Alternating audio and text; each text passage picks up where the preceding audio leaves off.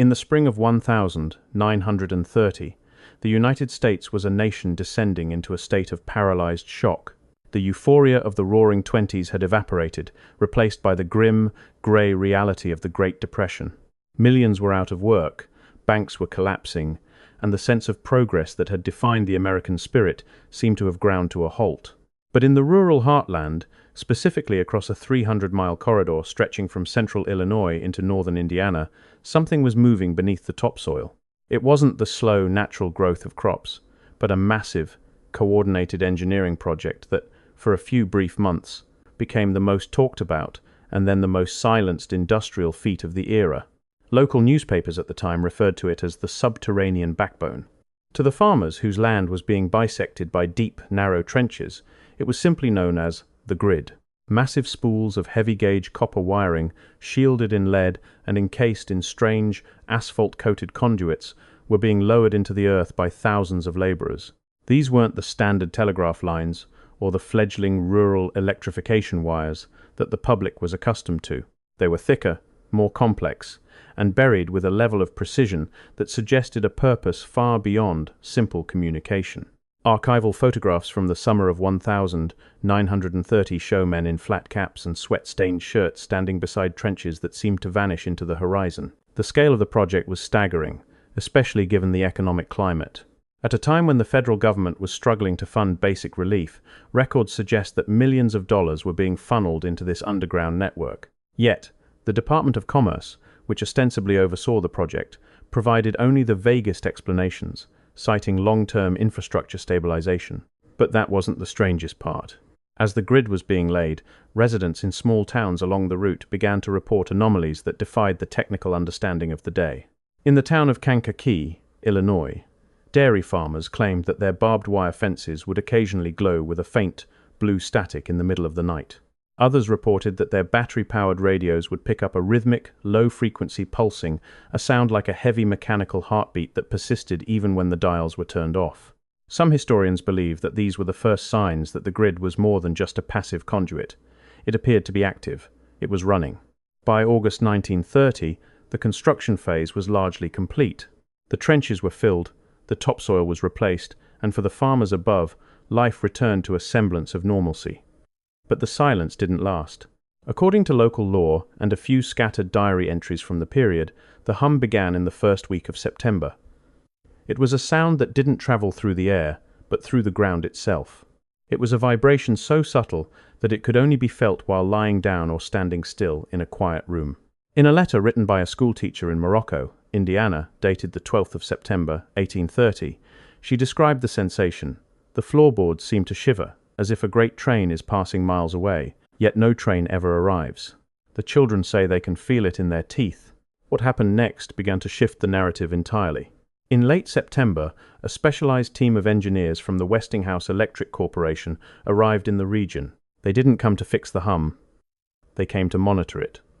They set up sensing stations in nondescript farmhouses, filling them with galena crystal detectors and early vacuum tube oscilloscopes. They were measuring something that the public was never briefed on. While official history focuses on the monumental construction of the Hoover Dam or the completion of the Empire State Building during this period, the underground grid remains a shadow. There are no mentions of it in the annual reports of the major utilities from 1930. The blueprints, if they still exist, are not in the public domain. There is no clear consensus on what the grid was actually distributing. Was it power? Was it a new form of long-distance signaling? Or was it an experiment in something far more radical? Lesser-known details from technical journals of the 1930s suggest that the grid may have been an attempt to implement a terrestrial resonance system.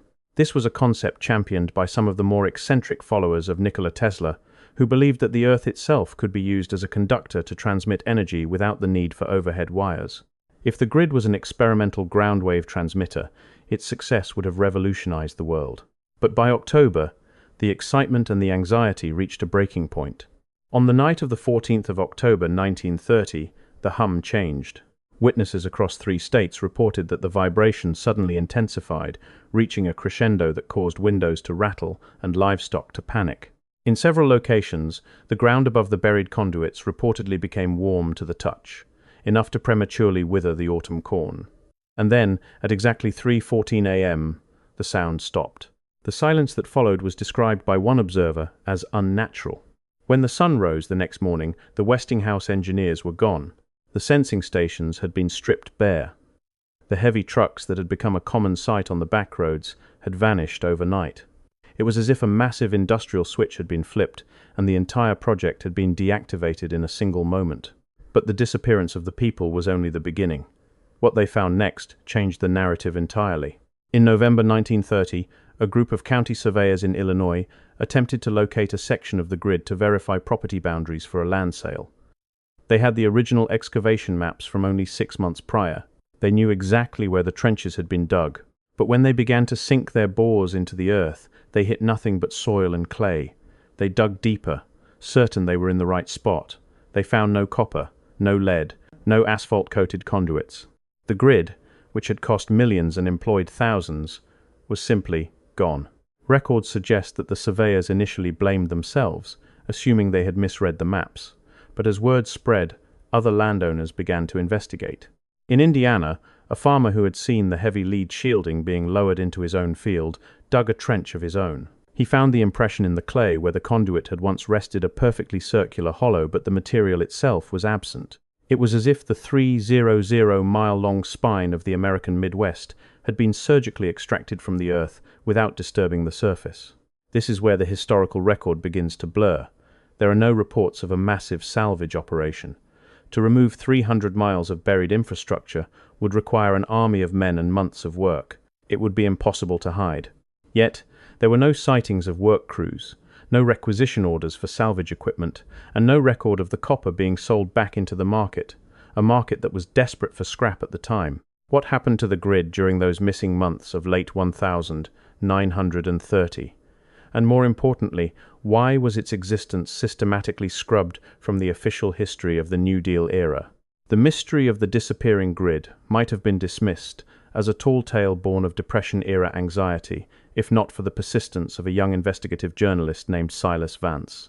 Working as a stringer for the Chicago Tribune, Vance began to pull at the threads of the Subterranean Backbone in the winter of 1931. He traveled to the small towns along the Illinois-Indiana border, interviewing the very laborers who had spent their summer digging the trenches. What he found was a wall of silence. The men who had laid the copper were, for the most part, transient workers, bonus army veterans, and displaced farmers who had been paid in cash at the end of every week. But those who remained in the area were hesitant to speak. Vance noted in his private journals that many of these men seemed to suffer from a peculiar, lingering ailment, a persistent ringing in the ears, and a strange metallic taste that wouldn't leave their mouths. But the discrepancy in the ledger wasn't just a number, it was a warning. Vance discovered that the payroll for the project hadn't come from any known federal relief agency. Instead, the funds were traced back to a series of blind accounts held by the National Bureau of Standards, an agency that, at the time, was primarily concerned with the precision of weights and measures. There is no clear consensus on why a bureau dedicated to calibrating scales and rulers would be funding a 300-mile underground electrical project. Historians who have since reviewed Vance's notes believe he was stumbling onto an early iteration of a black budget project. In the 1930s, the legal framework for classified government spending was almost non-existent. If an agency wanted to hide a massive expenditure, they simply didn't record it. But you cannot hide 300 miles of copper. As Vance dug deeper, he obtained a series of shipping manifests from the Illinois Central Railroad. They confirmed that between April and June of 1930, over 4,000 tons of high-grade copper wire had been delivered to staging areas along the grid's route. But when he checked the return manifest for the cleanup phase in late October, there was nothing. No scrap metal, no empty spools, no heavy load departures. It was as if the material had entered the ground and stayed there.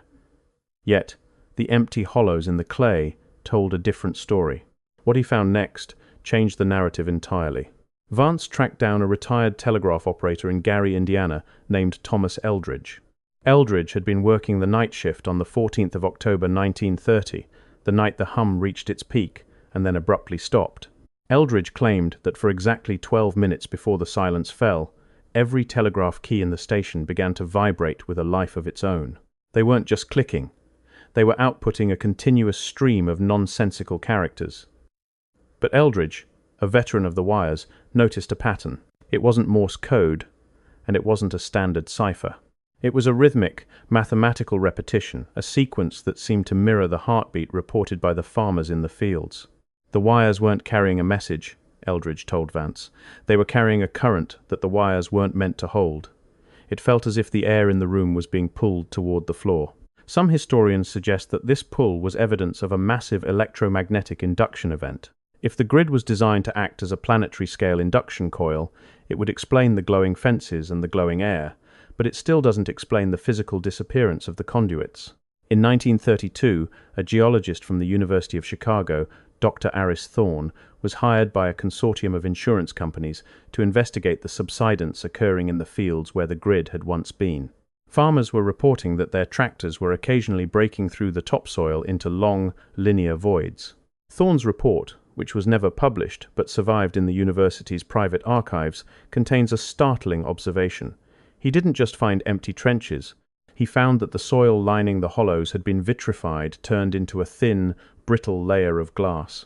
This requires a sudden, intense burst of heat, the kind that would occur if thousands of tons of copper were subjected to an impossible electrical load in an instant. And that's when the first physical evidence of a melt was found. Inside one of the vitrified tubes, Thorne recovered a small, solidified puddle of what he initially thought was lead. Laboratory analysis, however, revealed it was an alloy of copper, lead, and a trace amount of a rare earth element that wouldn't be commercially refined for another 20 years. The alloy was fused to the glass in a way that suggested the metal hadn't been removed by hand. It had been vaporized or absorbed into the surrounding earth. But Silas Vance wasn't looking at the ground. He was looking at the sky. In the final weeks of his investigation, Vance became obsessed with the weather reports from the night of October 14. He found that while the Midwest was experiencing a calm, clear night, the aurora borealis was visible as far south as Kentucky, an extremely rare occurrence for that latitude. Records suggest that the underground grid might have been an attempt to capture and store atmospheric electricity, a lightning harvester on a continental scale. If the 1930 experiment was an attempt to provide free, limitless power to a nation in the depths of the Depression, the stakes couldn't have been higher. But if the system had overloaded, if the Earth's own magnetic field had pushed back, the result would have been catastrophic. By the end of 1932, Silas Vance had enough for a front-page exposé. He had the shipping manifests, the vitrified soil samples, and the testimony of the telegraph operators. He scheduled a meeting with his editor for a Tuesday morning. He never made it to the office. His car was found abandoned on a bridge over the Kankakee River. There were no signs of a struggle. His briefcase was still on the passenger seat, but it was empty. The journals, the photographs, and the rail manifests were gone. The police ruled it a likely suicide brought on by the nervous exhaustion of the era, a common diagnosis during the Great Depression. But for those who knew Vance, the theory didn't fit. He wasn't a man in despair, he was a man on the verge of a revelation. What happened next remains unclear, but the silence that followed was absolute. For the next 50 years, the underground grid vanished from the public consciousness. It wasn't until the mid-1980s, when fiber optic cables were being laid across the same Illinois-Indiana corridor, that the mystery resurfaced. Construction crews began to hit the same vitrified glass tubes that Dr. Thorne had described in 1932. The engineers at the time were baffled. They assumed they were hitting prehistoric geological formations, or perhaps the remains of an early, failed attempt at a high-voltage gas line. But when they mapped the tubes, they found they formed a perfect 300-mile-long geometric grid. And that's when the modern re-examination began to reveal a layer of evidence that Vance could never have imagined. Researchers using satellite-based magnetometry in the early 2000s discovered that the ghost of the grid is still visible. Even though the copper is gone, the soil along the route retains a magnetic memory, a permanent alignment of iron particles in the earth that suggests a massive, sustained electrical current once flowed through that exact path. But the most unsettling discovery was the depth. The 1930 records said the trenches were 6 feet deep. But the magnetic signatures show that the grid actually extends much further, plunging down into the bedrock in certain locations, forming deep, vertical wells of magnetism that shouldn't exist in the Midwest. It appears that the subterranean backbone wasn't just a horizontal line, it was a three-dimensional structure that reached deep into the crust of the Earth. The discovery of these vertical magnetic wells reframed the entire investigation. If the 1930 project was not merely a horizontal transmission line, but a three-dimensional lattice that pierced the bedrock, the sheer volume of material required would have been double or triple what the shipping manifests initially suggested. This leads to a troubling logistical contradiction. Where did the extra metal come from, and where did it go? In 2015, a team of researchers from an environmental survey group in Indiana stumbled upon a series of anomalies while testing groundwater quality near the Tippecanoe River. They found that the mineral content of the deep aquifer water was extraordinarily high in ionized copper, far higher than natural geological deposits would allow. But the copper wasn't just in the water. It was chemically bonded to the silt in a way that suggested a sudden, violent electrolytic dissolution. Records from the 1930s suggest that the underground grid might have utilized the natural salinity of the Midwest's deep aquifers to create a secondary liquid conductor. If the copper conduits were the nerves, the groundwater may have been intended to be the blood of a massive terrestrial battery. Some historians believe this was the true strategic social experiment of the Hoover administration, a desperate attempt to bypass the crumbling economic infrastructure by tapping directly into the planet's electromagnetic potential.